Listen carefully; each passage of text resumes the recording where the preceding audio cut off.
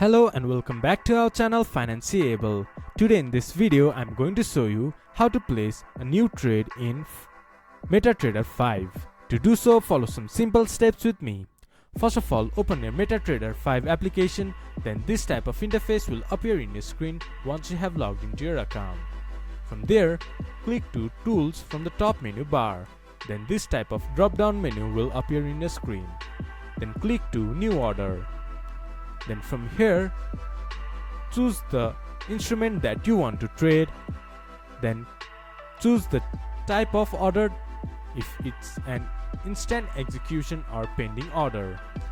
Then fill in the following details like volume of your order, the stop loss limit and take profit limit and the deviation. Then click to sell or buy. This is how you can place a new order in MetaTrader 5.